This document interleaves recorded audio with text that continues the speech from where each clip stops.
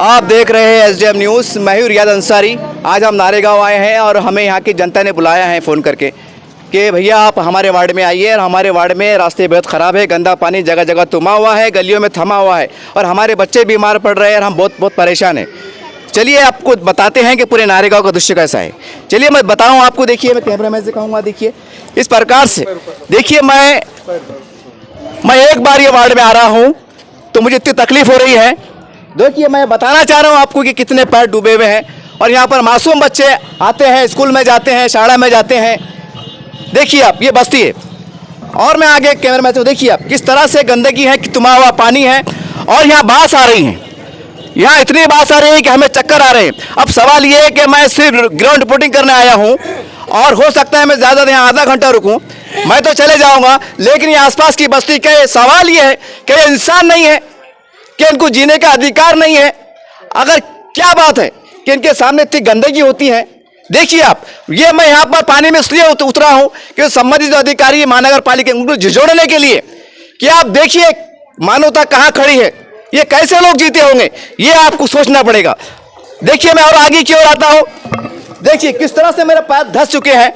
अब ऐसे हालत में अगर कोई मासूम बच्चा समझता नहीं है, अगर वो अनजाने में आ जाए और गिर जाए तो वो शाम समझते हैं कि मासूम बच्चों की मौत के लिए इतना गड्ढा ही काफी है। अब ये देखिए, ये घर है।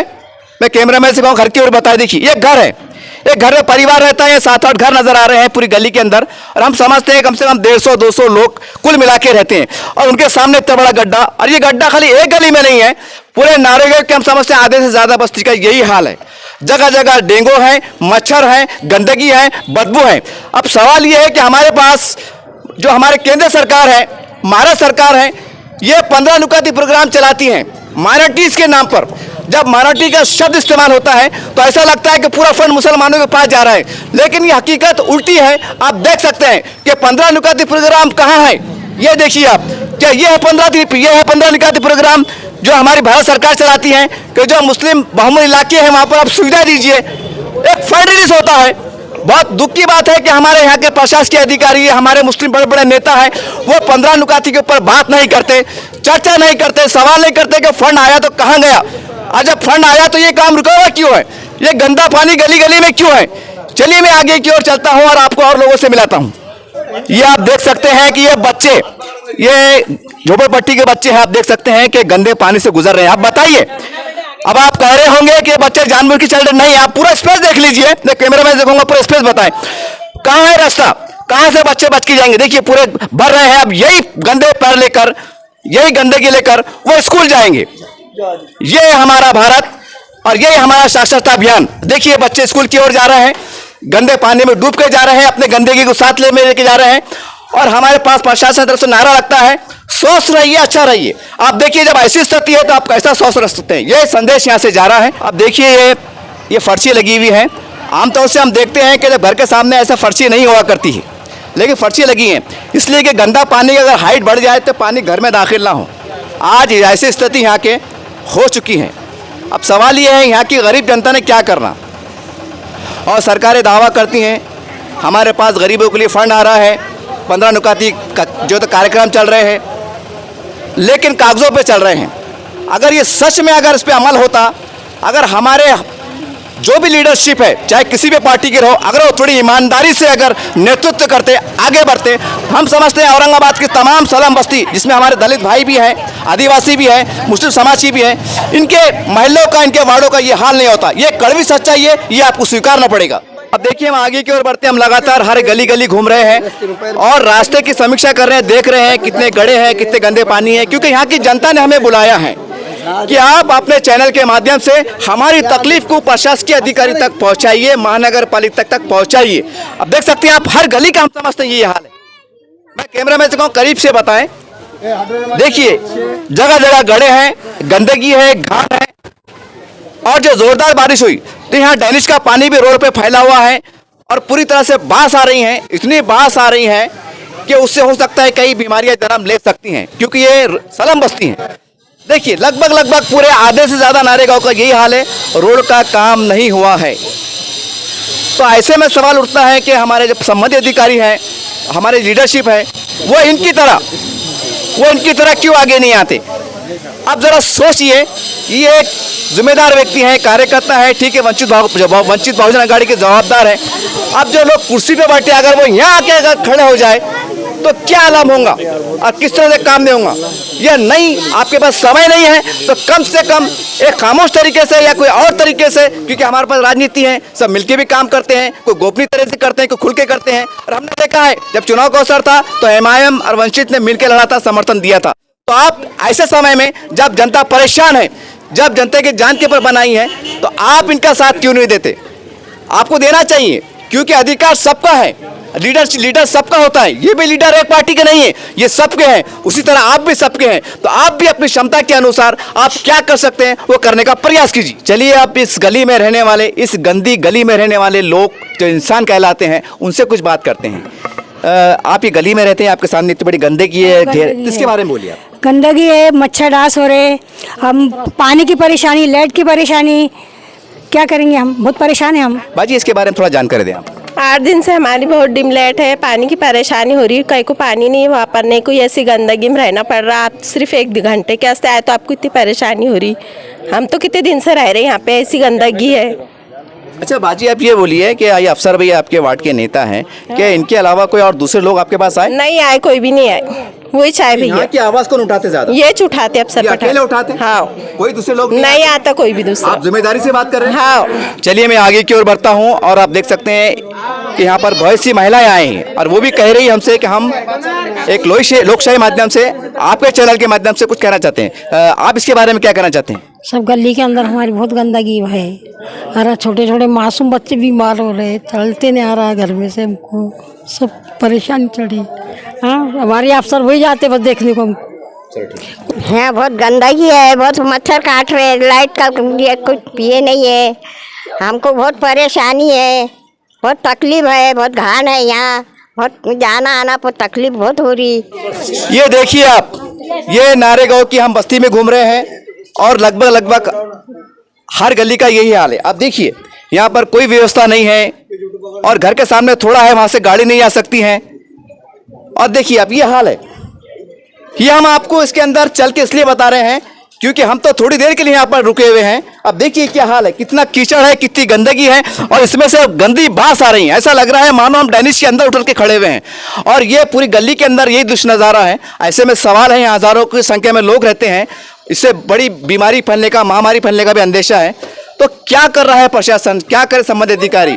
क्या इसलिए कि ये गरीब बस्ती है? क्या इसलिए कि सलम बस्ती है? क्या सलम बस्ती में रहने वालों इंसान की कोई कदर नहीं होती है, इंसान नहीं होते, उनका कोई अधिकार नहीं होता, इसलिए हाल इनके साथ ये सवाल हो रहा है? अगर ये मान लीजिए किसी बहुत बड़े आमदार का, खासदार का खास एरिया होता, उनके घर के करीब का एरिया होता, बाजू का एरिया होता, तो सवाल ये है कि ये एरिया ऐसा रहता। ये सवाल उठ रहा है, ये हम नहीं पूछ रहे हैं। यहाँ की जनता बुरी, यहाँ की जनता बहुत गुस्से में है। हम तो बहुत सी बातें बता भी नहीं पा रहे हैं, लेकिन हम समझते हैं अगर आप थोड़े में समझ लें तो बहुत समझदारी वाली बात होगी। देखिए, हम आगे की ओर आते हैं। आगे की गलियाँ किस तरह खराब है, रास्ते खराब है, गंदा पानी तुमा हुआ है और लगभग आधे से ज़्यादा नारेगांव का ये हाल है। हम लगातार सुबह से घूम रहे हैं और हर घर से एक आवाज़ आ रही है कि पत्रकार साहब हमारे पास आइए, हमारी तकलीफ को यहाँ के प्रशासन तक पहुँचाइए और जो अपने आप को जिम्मेदार नेता मानते हैं, समझते हैं, उन तक भी पहुंचाइए, उनको झिझोड़ने का प्रयास कीजिए ताकि हमें इस जिंदगी की परेशानी से छुटकारा मिले। देखिए, मैं आगे की ओर चलता, कैमरा मैन से करीब की ओर, देखिए ये एक तंग गली है और यहाँ पर अगर लंबा हम कैमरा मारते हैं तो हम समझते हैं बहुत बड़ी गली है, 600-700 मकानात है, करीब 1200-1300 की आबादी बनती है और ये पूरी गली में इसी तरह से लोग आते जाते हैं, इसी तरह से जो बच्चे आते जाते हैं। और अगर मान लो अगर गाड़ी भी जाती हैं तो उसके छींटे इतनी जोर से उड़ते हैं कि बाजू दुकान है, मकान इनके दीवार पे गिरते हैं। जो अगर राहगीर अगर पैदल जाता है तो उसके कपड़े खराब होते हैं, कहीं ना कहीं गंदगी में वो भी खराब हो जाता है। यही हाल है। आप देखिए, हर तकरीबन आधे से ज़्यादा नारेगांव गलियों का, रास्तों का यही हाल है। समझ में नहीं आता कि कब जागेंगे। मान लीजिए अगर ऐसी बीमारी के कारण यहाँ अगर 10-20 लोग मर जाते हैं, हम यकीनी तौर से कह सकते हैं प्रशासन एक एक परिवार को 5-5, 10-10 लाख की राशि देगा मानवता के आधार पर। लेकिन सवाल यह है कि आप मरने से पहले इनको जीवन बचाने काम क्यों नहीं करते? उससे पहले आप राशि क्यों नहीं देते? ये कहां का कैसा न्याय है कि जब तक कोई किसी की जान नहीं जाती हम जागते नहीं है? देखिए, पूरे गली के अंदर इसी तरह का माहौल है। आप देख सकते हैं पूरे गली में गंदगी है, घान है, पानी तुमा हुआ है और पानी तुमने के कारण बहुत बड़े-बड़े डांस, डेंगू ये सब कह सकते हैं, मच्छर यहाँ पर दिखाई दे रहे हैं। और यकीनी तौर से अगर आप जल्दी से अगर यहाँ दवाइयाँ नहीं मारी गई जो पानी के ऊपर मारी जाती है जिससे मच्छर मर जाते हैं, अगर इसका सोल्यूशन निकाला नहीं गया तो हम समझते हैं कि यही हफ्ते में आप समाचार पत्रों में, टीवी में देखेंगे कि नारेगांव परिसर के अंदर बड़ी संख्या में बच्चे बीमार पड़े हैं या किसी की जान चली गई है। ये समाचार आपको सुनने को मिल सकते हैं, ये समाचार आपको पढ़ने को मिल सकते हैं। लगातार हम भी कहीं गंदगी में घूम रहे हैं, लेकिन हमारा एक ही प्रयास है, प्रशासन जागे, अधिकारी जागे और हजारों जाने के बचाने के लिए आप आए। आपको आगे आना पड़ेगा। अगर आपको, आपके दिल में अगर मानवता का जरा सा दर्द है तो हम समझते हैं अधिकारी बिल्कुल अपना ऊपर उठकर, थोड़ा पुटकोट से ऊपर उठकर आप यहाँ पर आएंगे और करने का प्रयास करेंगे। और खासकर हमारे जो खासदार साहब हैं, आमदार साहब, तीनों आमदार हैं, आपके पास साहब बहुत फंड होता है, आप थोड़ा नियोजन करने का प्रयास कीजिए।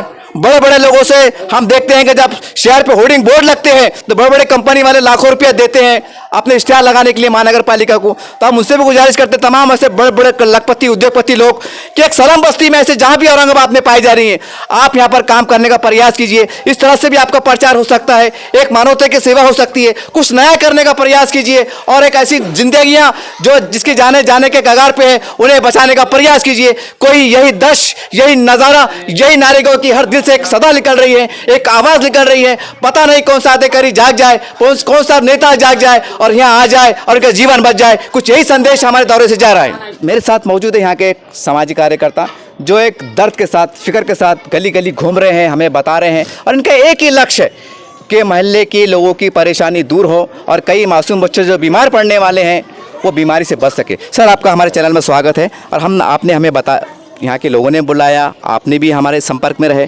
तो यहाँ के गली के बारे में, रास्तों के बारे में, गंदे पानी के बारे में समझ में नहीं आता कि ये कोई ग्रामीण का भाग है क्या, औरंगाबाद का भाग तो नहीं लगता साहब। अगर औरंगाबाद में होता तो ये दृश्य नहीं होता। इसके ऊपर आप क्या कहना चाहेंगे?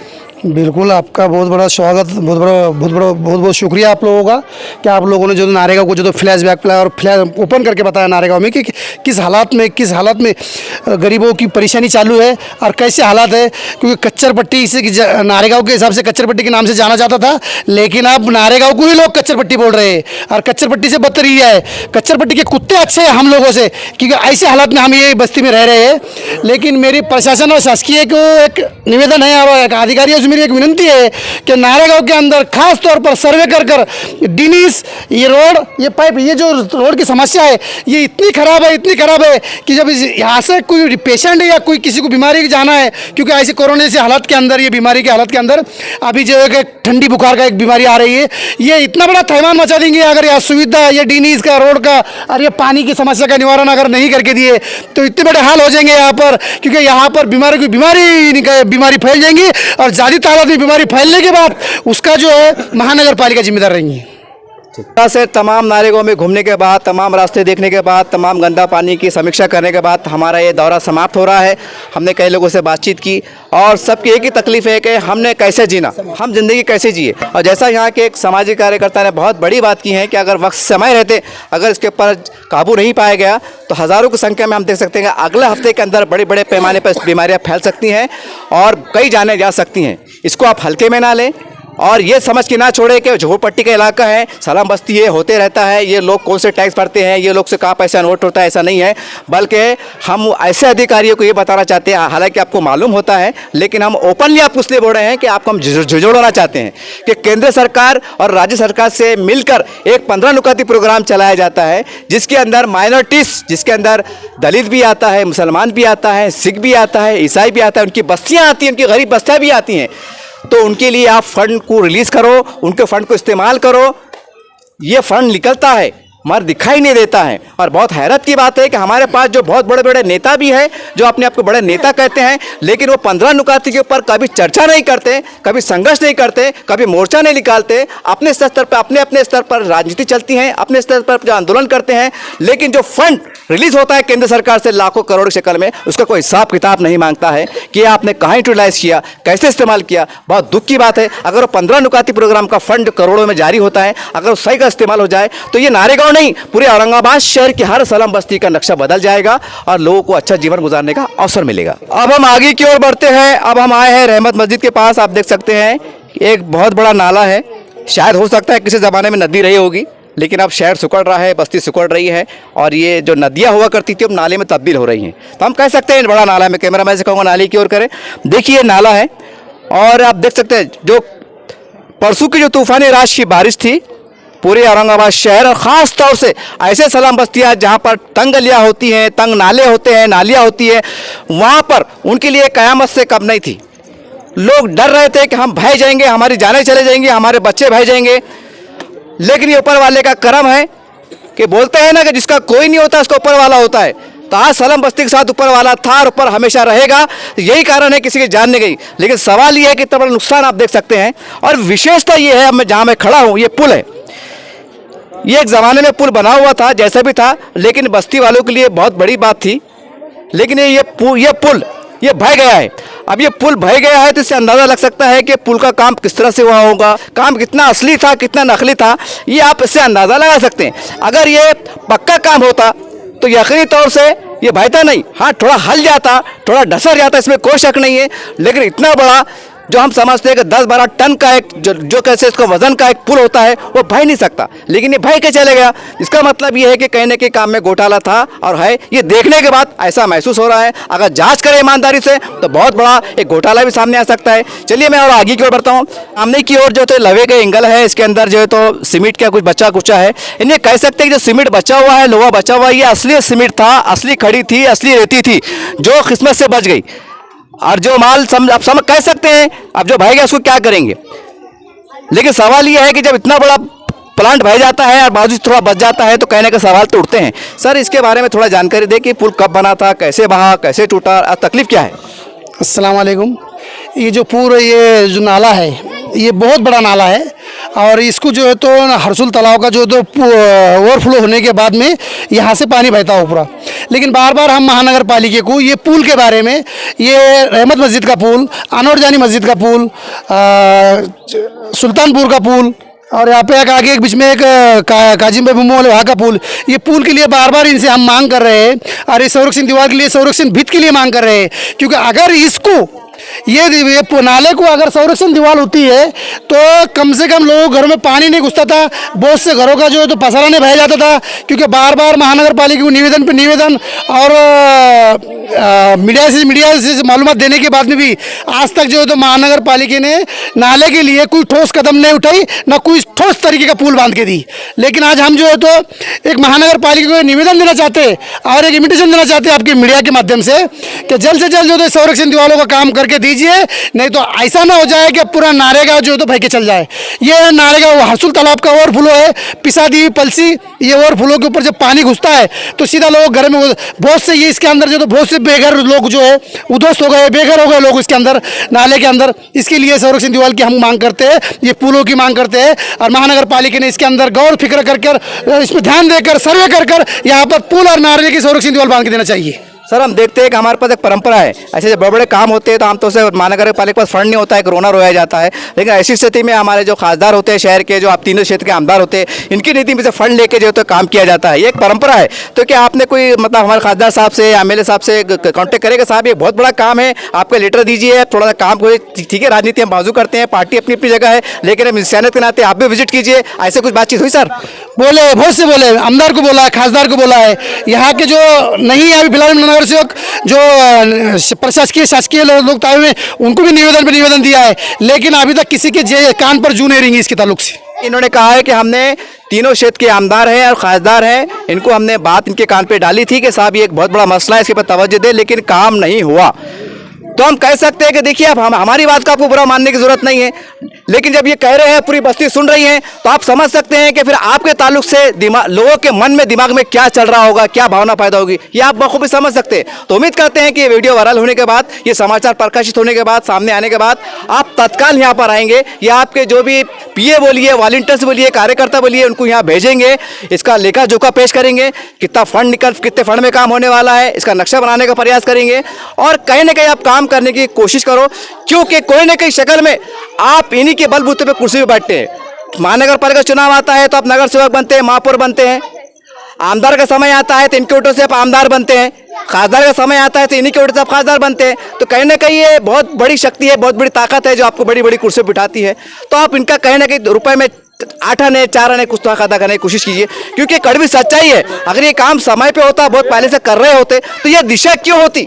ये हम नहीं कह रहे, लोग कह रहे हैं। लोग तो बहुत कुछ कह रहे हैं साहब, हम बता नहीं पा रहे हैं। चलिए हम आगे की ओर आते हैं। आपने पुल का मामला देखा है किस तरह टूट गया है, और उसके बाजू ही गली में हम आए हैं। आप देख सकते हैं कि कितनी गंदगी है।